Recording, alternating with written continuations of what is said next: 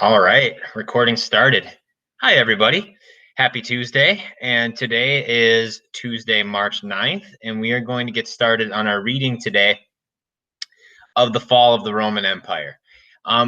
We've been talking about this for a while, right? The writing's kind of been on the wall. There's been that whole period between 2 and 300, things didn't go very well. And then in the end, what ended up happening was we had Constantine come and try to bring Christianity as a hope to bring Rome back together again. Now, he takes it from split up into four pieces back into one. Eventually, it's going to continue to split back up into its former split that Diocletian made until eventually Rome is just going to start disintegrating. Now, if it seems like it was inevitable, meaning that like it was going to happen no matter what. I'm not going to say that for sure, but there definitely were signs that the Roman Empire had for really hundreds of years, but especially towards the end when it's going to start crumbling. And the year that we're going to see it finish is 476. Now, we'll get to that on Thursday. Today, we're going to talk about more about the beginning of the end. And our reading is going to be from page, I believe it's 118 to 122. Let me check to make sure really quick. Oh, excuse me. I'm sorry. 128 to 131. It's just 10 pages off. So me and Layla are going to go through this. And when we're done, we'll make sure that we know everything on the exit ticket for today. And then, as you can tell, I'm wearing a t-shirt, which I rarely ever do for these videos. But I'm going to go for a walk after this because it is darn nice outside today, the day that I'm taping this. So I'm really excited about it. All right, so I am going to go to presenting my screen. Now, I'm just going to give you the same spiel I always do whenever it comes to doing this. I think your best option is to go to the electronic textbook, pull it up, and then split the screen like you see right now with your textbook on one side and your exit ticket on the other. It's the best way to get it done without even having to do anything outside of this video. Okay. If it ever gets to a point where you know a question was answered, probably your best option is to make sure that you pause the video and answer it, and then you can go back if you need to. Okay. All right. I'm done introducing this now. So let's get into it.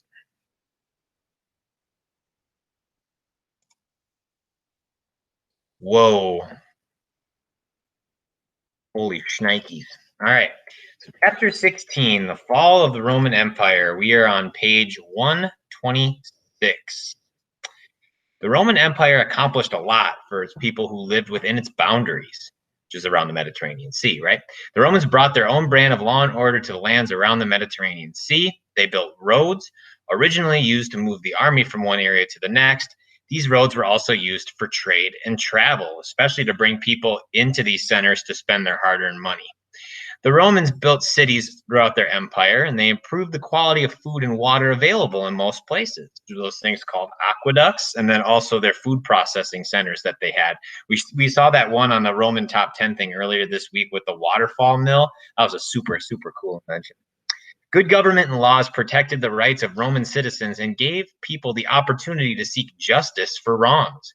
The Roman Empire brought peace and prosperity, which means growth, that lasted for centuries. By the 200s CE, however, the empire was struggling with serious problems. That's that 3rd century crisis that we talked about a lot last week before Constantine and Diocletian. For a long time, Romans were prosperous because the empire was continuously growing. New people, lands, and trade possibilities were always being added to the empire. The army brought back riches and added new sources of tax money, but by the 200 CE, the empire had stopped growing. It's very similar to the Spartan system, right? As long as Sparta was continuing to expand and go to war to bring things back, things were great. It was when that stopped happening that they lost their influence, right? Very similar thing is happening right here in Rome. Okay. So this is actually the building of a Roman road. And if you go back to that documentary that we watched yesterday for class, this is how the Romans would build their roads. They would build it straight through just about everything in the hope that they could have a straight shot going from point A to point B, and also that they didn't care what was in their way. Cool stuff. All right. So there you go. That's page 127. Looks like we're almost ready to answer our first exit ticket question. What? So let's pay attention. All right. The empire began to show signs of weakness. Some of these were economic, but by the year 200 CE or AD, depending on your beliefs, there was a significant recession. This meant that there were fewer jobs and fewer goods available. Recessions were often accompanied by periods of inflation. And this is what happened in the Roman Empire. During a time of inflation, money is available but not worth much, so prices rise. People have to pay more and more for the things that they want to buy. So eventually, what happens is it's almost like people are creating money, right? And the idea is, oh, look, if we print or make money, because it was gold, if we make money, that's going to give people to spend more. And then the likelihood is that it's going to benefit people when there's a lot of spending. The problem is that when you put more money into it, people realize, hey, I can charge more for my goods because I know that people have more money now. And if you do this too much, it can what's called hyperinflate and make money worthless. And then, I mean, in some cases, it can be terrible. There was one time in Germany after World War I that they hyperinflated their currency so bad that people actually thought it was better to use their money to heat fires as opposed to pay for things. That's how bad it got. Now, in Rome, we're going to see this a lot. Constantine was one of the first to do it. So when it says Romans face periods of inflations during their fall, why is this a problem? Well, yeah, sure, it's great that there's money, but the money wasn't worth anything because they made too much of it. The emperors tried to address the problems that came with recession and inflation. Emperor Diocletian thought that he could stop prices from rising by declaring what the prices should be. This did not improve matters. The only thing that happened was that some goods became completely unavailable. Because what happens is that if you decide to set prices for things, if it's really low, lower than what it should be worth, it'll go in a second. If it ends up being where the price is too high, well, nobody's going to buy it, right? That's why the idea of a free market system is made in the United States, because it allows for people to determine what they want to pay for things. So let's see what Constantine did to try to fix the same problem. Constantine thought that the problem with high prices was that more money was needed. He took gold from pagan temples and turned it into money, but this did not help either. Inflation did not stop, and other problems developed. So what did he try to do? Well, he tried to take gold statues from old temples that weren't used anymore and melt it down to make more money, but it did not help. In fact, it probably made it worse, if anything. Recession and inflation combined to cause joblessness. With joblessness came poverty, and with poverty came crime and disease. Some Roman leaders tried giving away money and bread, but these were short-term fixes to problems that were large and complicated. Here's another one: the gap between rich and poor. Additionally, the gap between the rich and the poor widened. Aristocrats, such as senators, were 5 times richer than they had been in the age of Augustus. And there were fewer and fewer opportunities for people to improve their future. The Roman army had been one place where many men had gained wealth, land, and social position.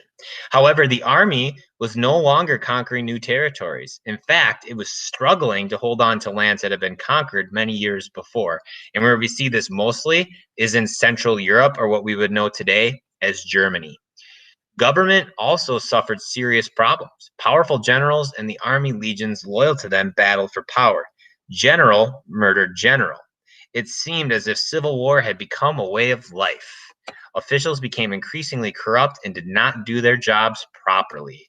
I think you might have just had an exit ticket question answered there for a fill in the blank.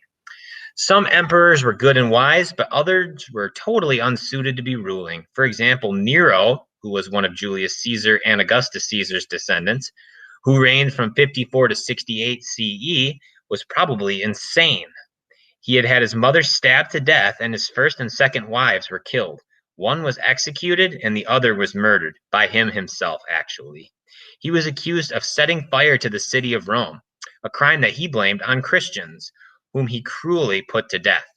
Most historians have concluded that it was unlikely that Nero caused the fire. I do agree, but it's also worthy of saying that there's a famous saying about how Nero fiddled while Rome burned because they believed that he cared more about being a singer or being an actor than he did of ruling the empire. And that I agree with. At last, the army forced him to commit suicide, sort of.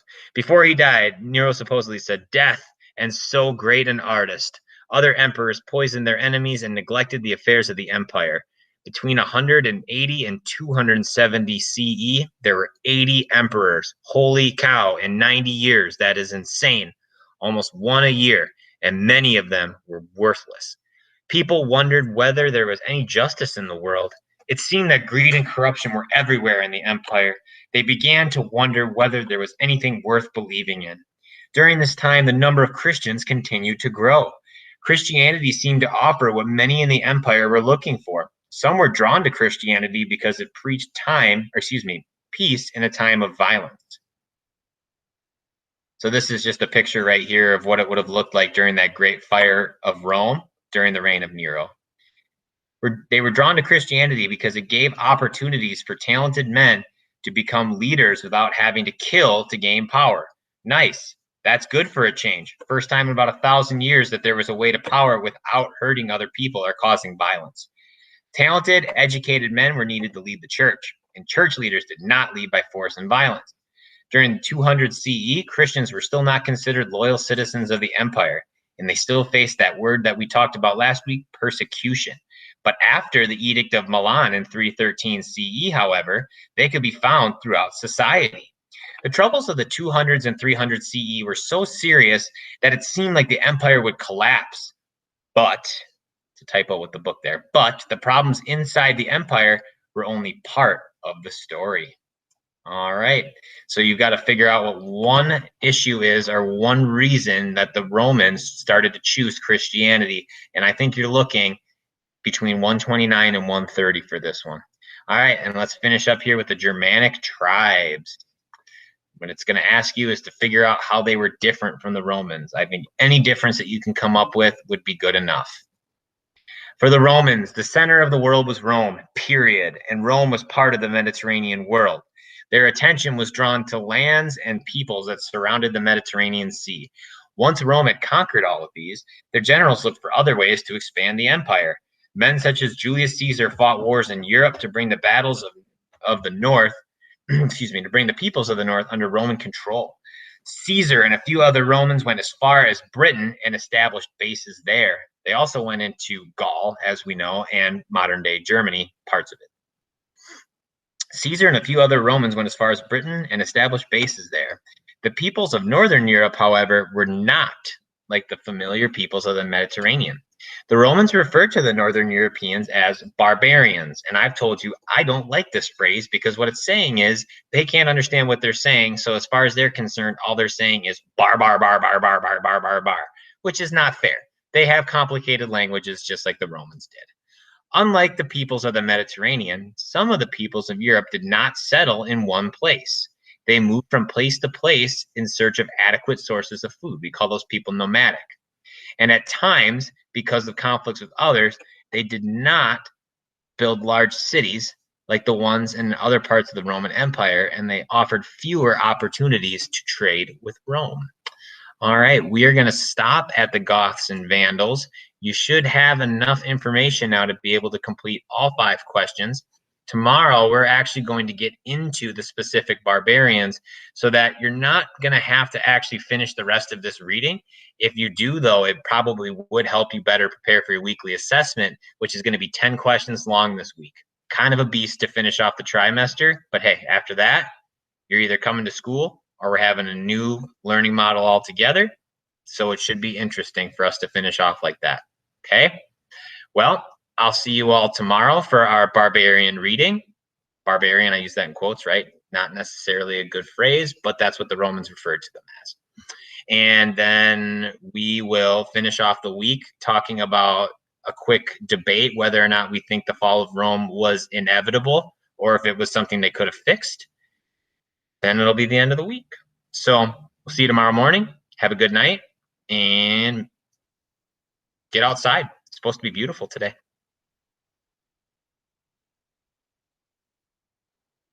Come on.